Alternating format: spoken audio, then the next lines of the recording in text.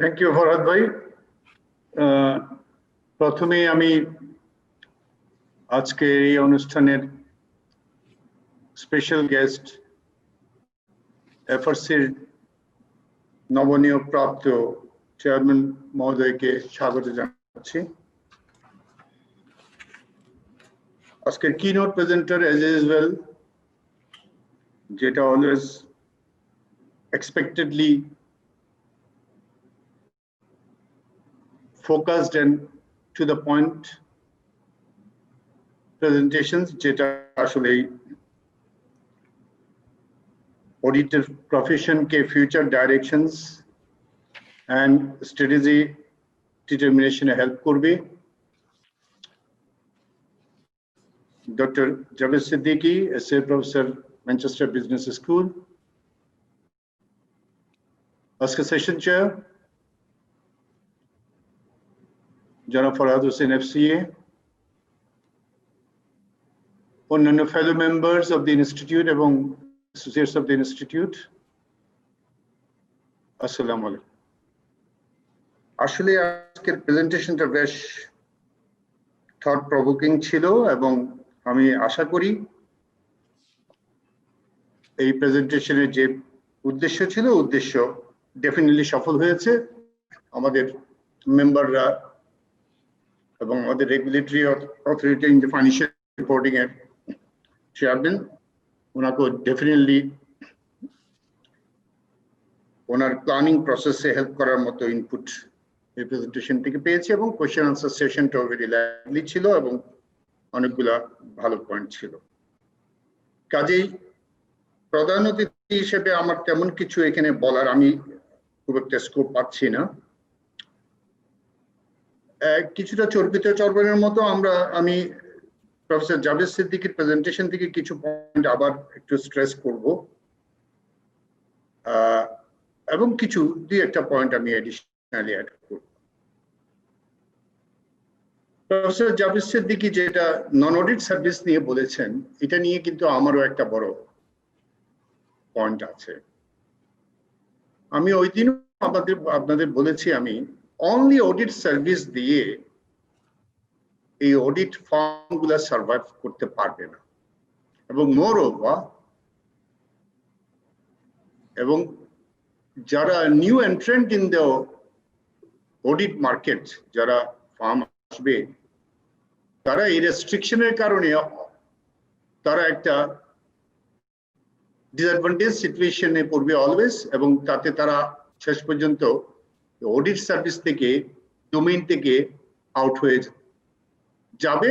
এবং বর্তমানেও আমার কেন জানি ধারণা হচ্ছে অনেকে এরকম অডিট প্র্যাকটিসের বাইরে আছে because it's not very rewarding. কাজে আমার প্রফেসর জাভেদ সিদ্দিকীর এই কথাটা খুবই পছন্দ হয়েছে। আমাদের ইন অল সেক্টর, শুধু এখানে না, আমরা মাথা ব্যথার জন্য মাথা কাটার অভ্যাসটা আমাদের মজ্জাগত হয়ে গেছে। আমার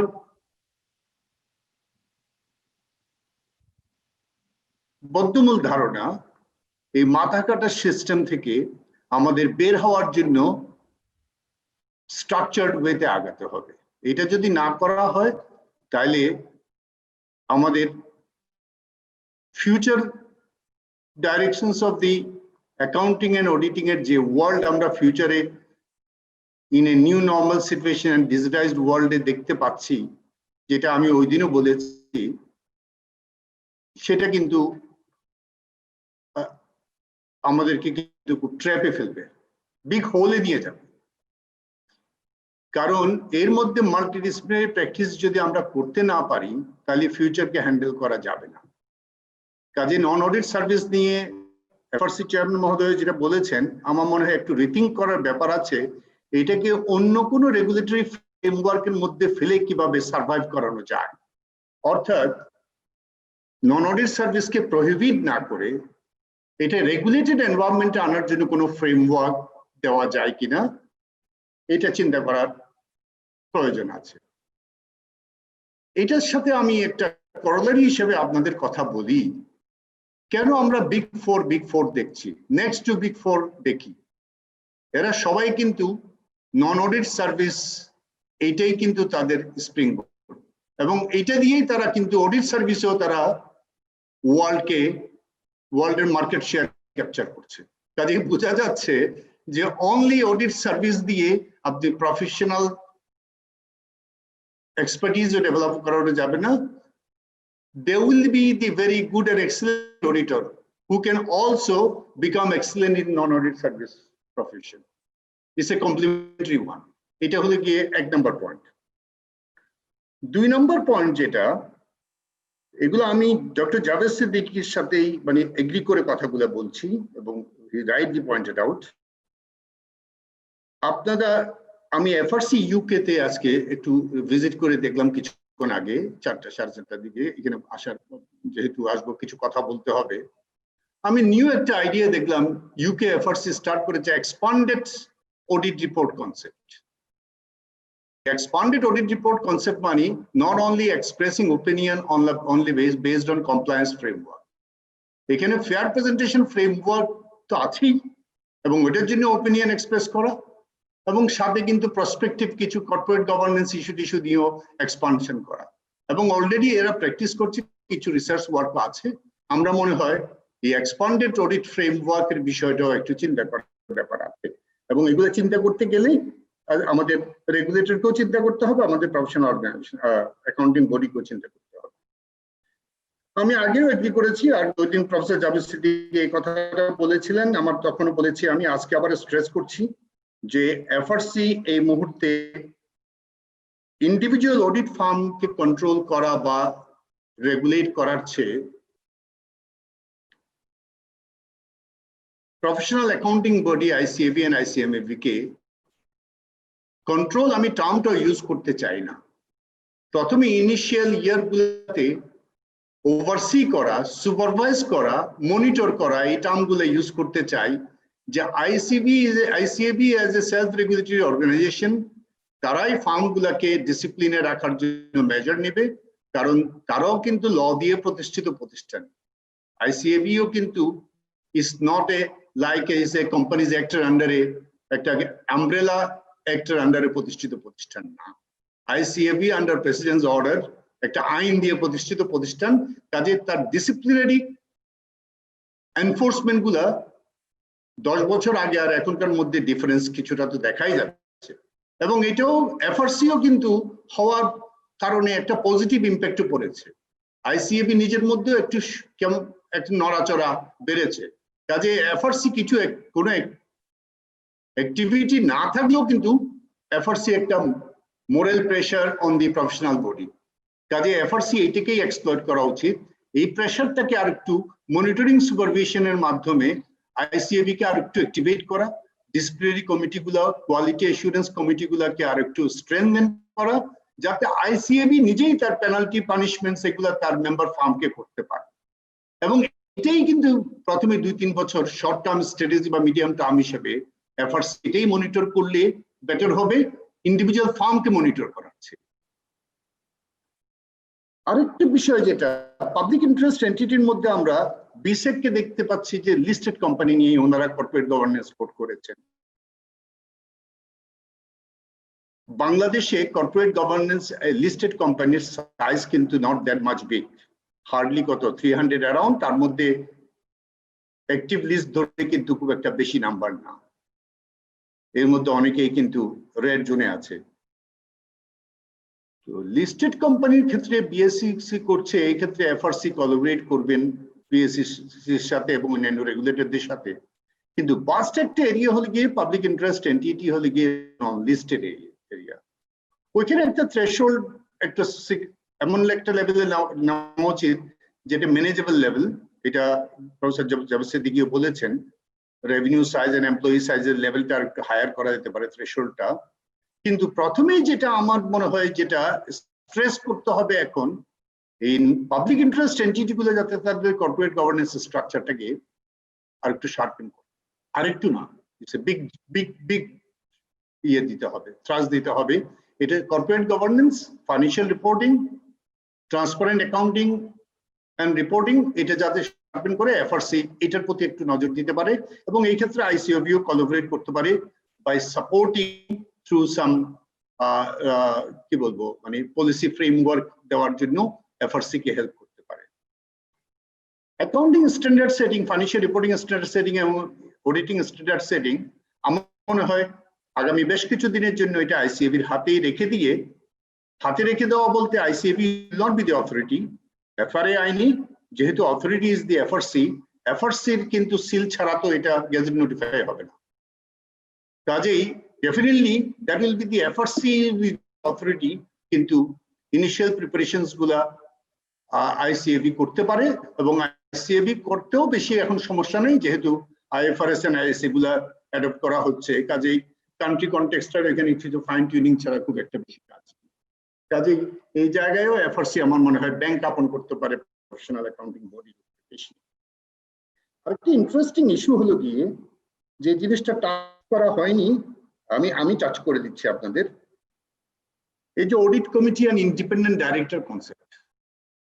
ইন্ডিপেন্ডেন্ট ডাইরেক্টর কনসেপ্টটা চালু হওয়ার পরে বিএসসিসি চালু করেছে লিস্টেড কোম্পানির জন্য, কিন্তু নন লিস্টেড কোম্পানির জন্য কোনো ইন্ডিপেন্ডেন্ট ডাইরেক্টর কনসেপ্ট বা অডিট কমিটি কনসেপ্টটা এটা হয়নি। এটা এফআরসি আমার মনে হয় টেক আপ করতে পারে। তবে এখানে মজার কথা যেটা আমার বলা উচিত, ইন্ডিপেন্ডেন্ট ডাইরেক্টর কনসেপ্টটা যখন চালু হয়েছে এতে একটা গ্রুপ পিপলের বেশ একটা মজার কাণ্ড হয়েছে। এটা রিহ্যাবিলিটেশন সেন্টার হয়ে গেছে রিটায়ার্ড বন্ধুদের। যত রিটায়ার্ড বন্ধু আছে, ফরহাদ সাহেবের বন্ধু আছে, ডাইকা ডাইকা বলে যে আসো আমার ওই যে আমি যে ওই ফার্ম ওই কোম্পানি অডিট করি, ওইখানে একটা ইন্ডিপেন্ডেন্ট ডাইরেক্টরের পোস্ট খালি আছে। আমি মাঝে মাঝে ওয়েবসাইটে ভিজিট করে ওই ইন্ডিপেন্ডেন্ট ডাইরেক্টর কারা এটা একটু দেখি, দেখে আমি খুব মজা পাই। যাদেরকে দেখি আমি এরপরে আর কথা বললাম না। কাজেই এফআরসি এখনই টেক আপ করা উচিত ইন্ডিপেন্ডেন্ট ডাইরেক্টরের জন্য একটা fit and proper qualification criteria করা উচিত পাবলিক ইন্টারেস্ট এন্টিটি, এটা মাস্ট। কারণ অডিট প্র্যাকটিস কোনো সময় উন্নতি করতে পারবেন না আপনি কর্পোরেট গভর্নেন্সকে দুর্বল রেখে। কর্পোরেট গভর্নেন্স ওইখানে সব আপনি প্লাস মাইনাস করার যদি কালচারই থাকে, how can you expect that auditor একটা টাইম বাউন্ড অডিটে গিয়ে সে সব প্লাস মাইনাসের ওই সমস্ত ফাঙ্কি গুলা বের করবে? You can't expect it. কাজে করতে হবে কি, before thief steal the goods, you have to catch the thief beforehand. Audit practice always is a post-event intervention. Post-event intervention, event na, post-financial reporting intervention. কাজেই pre-financial statement intervention কে যদি strengthen করা না হয়, all these effort will be fruitless এবং এগুলো ব্লেমটা গিয়ে পড়তেছে রেসিডুয়ালের উপরে। এই কথাটা আমাদের সবাইকে বুঝতে হবে যে পার্টি লেঞ্জার দিতে আসে তারে মাথায় পছন্দ রয়েছে ওইটার জন্য আপনি লায়াবল করবেন, অথচ মাথার পছন্দের জন্য আপনি corporate governance, ethical framework, ethical code for the corporate governance, ethical code for auditors তো আছেই। কাজে ওই জায়গায় হাত দিতে হবে, অডিট কমিটিগুলোকে স্ট্রেংথেন করতে হবে, ট্রুলি অডিট কমিটিকে করতে হবে ফাইন্যান্সিয়াল রিপোর্টিং এর জন্য রেসপন্সিবিলিটি অডিট কমিটির উপরে ব্যস্ত করতে হবে এবং এটা এফআরসি এবং এফআরসি আমার মনে হয় এখন থেকে আস্তে আস্তে, তাও একবারে করা যাবে না, আমি জানি যে এফআরসি কে বলছি সব এফআরসি করবে, এফআরসির তো লিমিটেশন আছে। কাজেই একটা কালচারাল চেঞ্জের জন্য মুভ দিতে হবে, অন্যান্য রেগুলেটরের সাহায্য নিতে হবে। আমি আর একটু সময় নিব, সেকেন্ড টিয়ারের কথা বলেছে, এটা মাস্ট। আর public interest entity non listed এরিয়াটা যেটা এফআরসি মূল ট্রাস্ট, ওইখানে কিন্তু আমার মনে হয় না প্রফেশনাল অ্যাকাউন্টেন্ট এই মুহূর্তে অ্যাভেলেবেল হবে। আমার মনে হয় এই ইম্পোজিশনটা করা যায় যারা আইসিএবি থেকে বা আইসিএমএবি থেকে একটা certain level of completion, part completion করেছে, তাদেরকে যাতে অ্যাপয়েন্টমেন্ট দিতে হয় এরকম একটা রেগুলেশন করতে পারে। প্রফেশনাল অ্যাকাউন্টেন্ট সবাই অ্যাফোর্ড করতে পারবে না, কাজে এখানে পার্ট কোয়ালিফাইড অনেক আছে। আমি শিওর একটা সিগনিফিকেন্ট নাম্বার পার্ট কোয়ালিফাইড কিন্তু মার্কেটে আছে। এই পার্ট কোয়ালিফাইডটা সেকেন্ড টিয়ারের উপরে টিয়ার বা এটা মিডিয়াম টিয়ার হিসেবে কাজ করতে পারে। যতক্ষণ পর্যন্ত সেকেন্ড টিয়ার না হচ্ছে ততক্ষণ এই পার্ট কোয়ালিফাইড গুলাকে আপনি এই যে পাবলিক ইন্টারেস্ট এন্টিটি যেগুলো নন লিস্ট আছে, ইভেন লিস্টেডের মধ্যে বিএসসিসি কে বলা বিএসসিসি করতে পারে, লিস্টেডের মধ্যে না পার্ট কোয়ালিফাইড কে দিবেন। অন্তত নন অ্যাকাউন্টেন্ট অ্যাকাউন্টিং ডোমেইনে থাকার চেয়ে পার্ট কোয়ালিফাইড থাকা তো 1000 টাইমস বেটার। এবং পার্ট কোয়ালিফাইড যদি দেন তাহলে they will have a job opportunity এবং that will create also scope for their further strive for giving further exam for full qualification. তাদেরকেও একটা জব সিকিউরিটি দিবে এবং এটা কিন্তু মার্কেটের জন্য খুব ভালো হবে। কাজে corporate governance code for public interest entities, এটা আমার মনে হয় এফআরসি এখন থেকে চিন্তা করতে পারে। আর listing of audit firm by the regulator accepting FRC, অন্যান্য রেগুলেটর যে এটা লিস্টিং করছে, এটা আমার কেন জানি মনে হচ্ছে যে এটা বাউন্ডারি ক্রস করছে। এফআরসি হওয়ার আগে কি ছিল জানি না, এফআরসি এটা পরীক্ষা করা দেখা উচিত। অন্যান্য রেগুলেটররা লিস্টিং করা এটা কতটুকু appropriate in the context of FRC's legal mandate, এটা কিন্তু একটু এক্সামিন করা দরকার আছে। আর আমি এমনি নীতিগতভাবে আপনি মানে listed A grade B grade এগুলা গ্রেডিং করে কোন একটা পার্টিকুলার সেক্টরে ইউজ করা মানে you are closing the market for competition of the new firm to become the experienced, because আপনি একটা মার্কেটকে ক্লোজ করে দিচ্ছেন, হাই গ্রেড ফার্মগুলোর মধ্যে আপনি রোটেট করাচ্ছেন। কাজে নিউ এন্ট্রেন্স সে অডিট প্র্যাকটিসে এসে সে ওইখানে এন্ট্রি করার জন্য তার প্র্যাকটিস করার সুযোগ পাচ্ছে না। কাজে এখানে একটা আমার মনে হয় একটা মিক্সড একটা ইয়ে করা উচিত এবং এটা কিভাবে করা যায় এফআরসি চিন্তা করতে পারে। ইন্ডিপেন্ডেন্ট ডাইরেক্টরের কথা বলেছি, সেক্রেটারির কথা বললাম, এক্সপান্ডেড অডিট রিপোর্টের কথা আপনারা চিন্তা করবেন। আর compliance framework and fair presentation ফ্রেমওয়ার্কের মধ্যে যে দুইটা ফ্রেমওয়ার্কের মধ্যে যে এখন এই যে একটা ইয়ে আছে, আমার হিসাবে ফেয়ার প্রেজেন্টেশন ফ্রেমওয়ার্কটা যত আস্তে আস্তে রুট পাবে তত আপনাদের এই মাল্টিডিসিপ্লিনারি ইস্যুগুলা মানে অ্যাপয়েন্টমেন্ট ইস্যুগুলো আসবে। আর নন অডিট সার্ভিস করার ক্ষেত্রে আমার মনে হয় ওনারশিপ অফ দি ফার্ম, আমি জানি না ইউকে কিভাবে এটা সলভ করেছে, প্রফেসর জাভেদ সিদ্দিকী ভালো জানবেন। এটা এই যে পার্টনারশিপের মধ্যে লিমিটেড পার্টনারশিপ কনসেপ্ট এনে এটাকে স্ট্রেনথেন করা যায় কিনা, এটা এফআরসি আমার মনে হয়, আমি এফআরসি বলছি মানে এটা এফআরসি না, আমার মনে হয় প্রফেশনাল অ্যাকাউন্টিং বডিগুলো এফআরসির সাথে এগুলো আপনারা একটু ডিসকাস করতে পারেন। আর এফআরসি কিন্তু নিজে ওনার কোনো ইয়ে নেই, ক্যাপাসিটি তেমন বড় না, কাজে আপনারাই ওনার ক্যাপাসিটি। বরঞ্চ আমি মনে করি এফআরসি আপনাদের জন্য মাউথপিস, এফআরসি কিন্তু আপনার প্রোটেক্টর, এফআরসি আপনার আমব্রেলা। এফআরসি কেও এইভাবে চিন্তা করতে হবে, আপনাদেরকেও ওইভাবে চিন্তা করতে হবে। এফআরসি আপনার প্রোটেক্টর, শুধু রেগুলেটর না। আপনার কমিউনিকেশন বিটুইন আদার স্টেক হোল্ডার্স কিন্তু এফআরসি মাঝখানে থাকা মানে বাই ল আপনার কাছে একজন গার্ডিয়ান আছে। এই কনটেক্সটটা মাথায় নিতে হবে এফআরসি কে এবং আপনাদেরকেও নিতে হবে, নিলে আমার মনে হয় এই কোলাবোরেশনটা ইফেক্টিভলি কাজ করবে বলে ধারণা। আর পাবলিক সেক্টর অডিটের ক্ষেত্রে বলেছেন, আমি জানি না উনি যে বলেছেন পাবলিক সেক্টর অডিটের ক্ষেত্রে চার্টার্ড অ্যাকাউন্টেন্ট ফি, বর্তমানে পাবলিক সেক্টরে আমার মনে হয়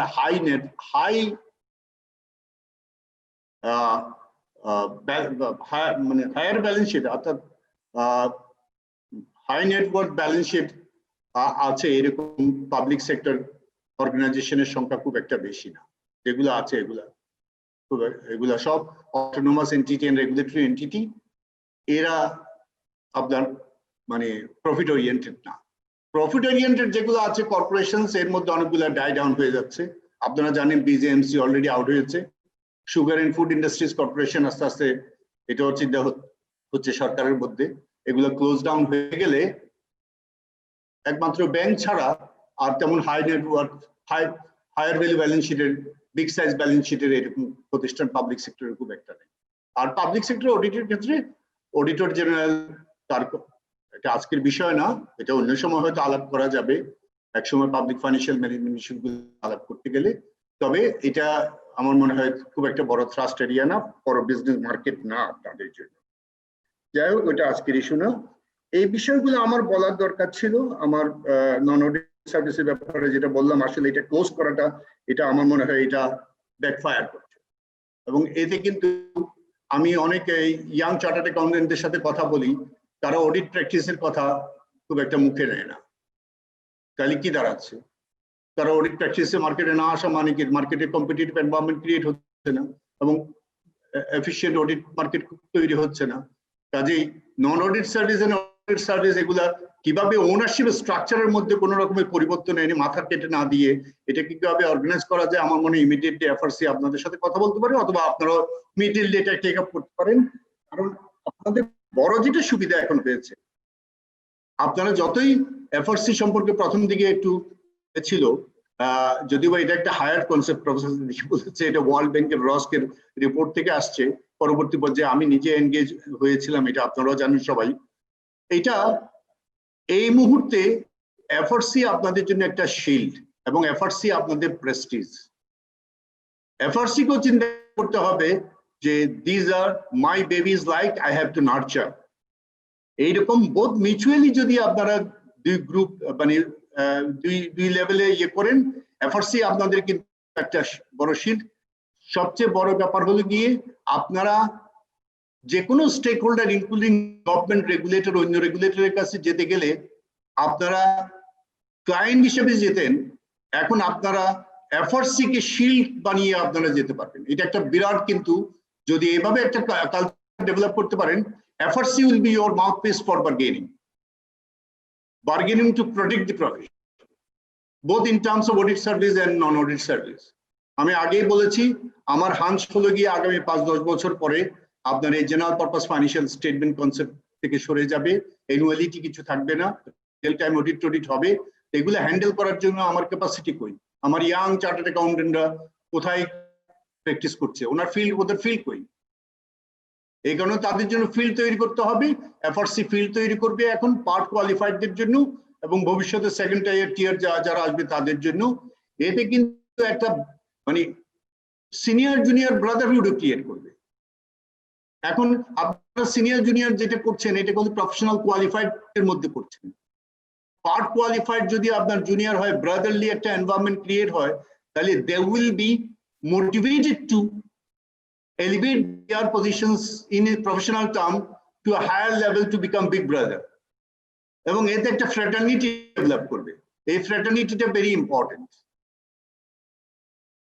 বাংলাদেশে আমরা কোন সময় বিগ ফোর এর মতো এরকম ফোর ওই যে আমরা কোলাবরেট করছি, অ্যাফিলিয়েট করছি, কেন হোয়াই নট আমরা আমাদের এই যে নন অডিট সার্ভিস গুলাকেও যদি একটা স্ট্যান্ডার্ড ফ্রেমওয়ার্কের মধ্যে আনতে পারি, তাহলে এখানেও বিগ ফোর এর মতো বাংলাদেশি বিগ ফোর ক্রিয়েট হওয়ার মতো স্কোপও হবে এবং এতে অন্যরা কম্পিটিশন করে বিগ ফোর কে বিট করার জন্যই হবে। আমার মনে হচ্ছে বেশি কিছু আর আজকে বলা অ্যাপ্রোপ্রিয়েট হবে না। আমি থরলি এনজয় করেছি আমাদের professor Javed Siddiqui as usual academician. এই সমস্ত স্কোপ আমার জেনারেলি হয় না, আমি একটা বাউন্ডারির মধ্যে থাকি এবং প্রফেশনাল ইন্টারাকশন খুব একটা হওয়ার স্কোপ হয় না। তো যখনই আইসিএফ আমাকে ইনভাইট করে তখনই আমি খুব ইলিয়েটেড হয়ে যাই, তখনই আমি খুব এনকারেজ হয়ে যাই, এনথুজিয়াস্টিক হয়ে যাই এবং সারাদিন মনে হয় যে সন্ধ্যা কখন হবে, 6টা কখন বাজবে, এরকম একটা ভাব আমার মধ্যে চলে আসে। এবং এটা আমি অ্যাজ ইউজুয়াল আমার এক্সপেকটেশন অনুযায়ী আজকেও পেয়েছি এবং এই জন্য সবাইকে ধন্যবাদ অ্যারেঞ্জাররা যারা আমাকে চিফ গেস্ট হিসেবে ডেকেছেন। এবং এটা আগেও বলেছি, আমি ডাকলেই চলে আসি এবং আসতে ভালো লাগে। আইসিএবি ডাকলে মনে হয় এখানে আমি শুধু যে আপনাদের ফ্রেটার্নিটির মধ্যে আসি তা না, আমার কেন জানি মনে হয় পাবলিক সার্ভিসে আমি আরেকটা যতগুলো আমি আমার কন্ট্রিবিউশন ইট রেখেছি তার মধ্যে আরেকটা ইট তার উপরে রাখতে পেরেছি। এরকম ইটের পর ইট রাখার জন্য আপনারা বারবার ডাকবেন, আমি বারবারই আসবো, বারবারই এইসব ডিসকাশন হওয়া উচিত। আমাদের আরো প্রফেশনাল ডিসকাশন হওয়া উচিত। এফআরসি কে রিকোয়েস্ট করবো আপনি সেমিনার ওয়ার্কশপ করতেই থাকেন, রেগুলেটরদের সাথে করেন। আমিও একটা রেগুলেটর, স্টেট রেগুলেটর হিসেবে আমিও আছি, হ্যাঁ, কাজে করেন ওয়ার্কশপ সেমিনার, আমাকেও ডাকেন, আমার বিভিন্ন অফিসারকে ডাকেন, বা আমার এখানেও করতে পারেন। ইভেন আমি প্রফেশনাল আইসিএফ সবাইকে বলেছি আমার কনফারেন্স রুমে বিভিন্ন সময় সেমিনার হতে পারে, হ্যাঁ, এটাতে আই উড লাভ টু। এবং এতে মনে করবো যে আমি পাবলিক সার্ভিসে ওই যে বললাম না যতগুলো ইট রাখতে পেরেছি, যদি রেখে থাকতে পারি তার সাথে আরেকটা ইটের সাথে যোগ হচ্ছে এবং এইভাবে করতে করতে একটা দেওয়াল যদি করা যায় তাহলে পাবলিক সার্ভিসের improvement, efficient delivery, value for money হবে, আমাদের ট্যাক্স পেয়ার্স মানি প্রটেক্টেড হবে। ইভেন গভর্নমেন্টের রেভিনিউ গ্রোথ, যে GDP revenue to GDP growth, এটাও কিন্তু পাবলিক ইন্টারেস্ট এন্টিটির corporate governance and financial reporting ফ্রেমওয়ার্কের উপর ডিপেন্ড করে। কারণ আপনি যদি reliable and relevant and complete and understandable reporting system হয়, তাহলে এরকম হাঙ্কি পাঙ্কি থাকবে না। রেভিনিউ গুলা আজকাল ডিজিটাল দুনিয়াতে আপনার এখন ট্রান্সপারেন্ট ওয়েতে যার শেয়ার যে পেয়ে যাবে, কারোর সাথে কারো দেখা হবে না, সবাই যার মতো স্যাটিসফাইড হবে এবং সব জায়গায় একটু উইন উইন সিচুয়েশন ক্রিয়েট হবে। এরকম একটা আশা রেখে আমার ভবিষ্যৎ, সুন্দর একটা ভবিষ্যৎ in the corporate reporting framework, accountability framework and transparency ফ্রেমওয়ার্কে, এবং আমাদের চার্টার্ড অ্যাকাউন্টেন্ট অডিটরদের যে এই যে প্রায় সময় আমরা যে ফলস অডিট, ফলস ইয়ে বলে, এটা আসলে আমার কাছে মনে হচ্ছে যে একটা মিসকনসেপ্ট এন্ড মিসগাইডেড একটা ফাউন্ডেশনস বা গ্রাউন্ড থেকে হচ্ছে। এবং এটা একমাত্র কারণ টোটাল আমরা যে অ্যাকাউন্টিং সাইকেল বলি, কর্পোরেট গভর্নেন্স সাইকেল যদি বলা হয়, সাইকেলের শেষে যে আছে তার উপর গিয়ে সব গিয়ে চাপতেছে। টোটাল সাইকেলের মধ্যে অন্য জায়গার ইন্টারভেনশন, লাইক ইন্ডিপেন্ডেন্ট ডাইরেক্টর যেটা বললাম, হ্যাঁ, এটা ফ্রেন্ডসদের রিহ্যাবিলিটেশন সেন্টার বানানো। এখন এফার্টস এর সময় আছে, who is friend of hmm, becoming independent director, এগুলো আইডেন্টিফাই করা, এখনই স্ট্রাকচার দেওয়া শুরু করা, এবং প্রয়োজন বোধে ইন্ডিপেন্ডেন্ট ডাইরেক্টরের জন্য একটা ফিক্সড প্রোফাইল তৈরি করা। এই প্রোফাইল না হলে এই সেক্টরের জন্য ইন্ডিপেন্ডেন্ট ডাইরেক্টর হতে পারবে না। অয়েল গ্যাস কোম্পানির জন্য ইন্ডিপেন্ডেন্ট ডাইরেক্টর হতে গেলে অয়েল গ্যাসের এক্সপিরিয়েন্স লাগবে, অথচ এখন অয়েল গ্যাস লাগে না। একজন জয়েন্ট সেক্রেটারি রিটায়ার করেছে, অয়েল গ্যাস মিনিস্ট্রিতে ছিল, এবং ওই সময় একটু যাওয়া আসা হয়তো আমার কোম্পানির ডাইরেক্টরদের বেশ পছন্দ হয়েছে, পছন্দ বিভিন্ন কারণে হয়। তো যাই হোক, তাকে বলে বসলাম, আপনি তো পিআরএল এ চলে যাচ্ছেন, তো অসুবিধা নেই, আমাদের ইন্ডিপেন্ডেন্ট ডাইরেক্টর তো 2 জন লাগবে। 2 জন লাগবে, হোয়াট এ ল্যাঙ্গুয়েজ! 2 জন লাগবে, লোক খুঁজতেছি, হোয়াই নট ইউ? এইভাবে তো অডিট কমিটিকে স্ট্রেংথেন করা যাবে না। আমি আজকে স্ট্রেস করব, আমি এক্সট্রা পয়েন্ট হিসেবে, audit committee should be strengthen in the corporate governance framework, and independent director should be through some fit and proper list. এগুলাকে যদি স্ট্রেংথেন করা না হয়, তাহলে এই ব্লেম গেম চলবে। যে পোস্ট ইভেন্ট যে অডিটর যাচ্ছে, সে how can we expect that all ills and vices can be rectified through audit opinion? With these few words, thank you very much. আমাকে শোনার জন্য অনেকক্ষণ কথা বলে ফেললাম, বাংলা আরো একটু বেশি বলে ফেললাম। Thank you very much.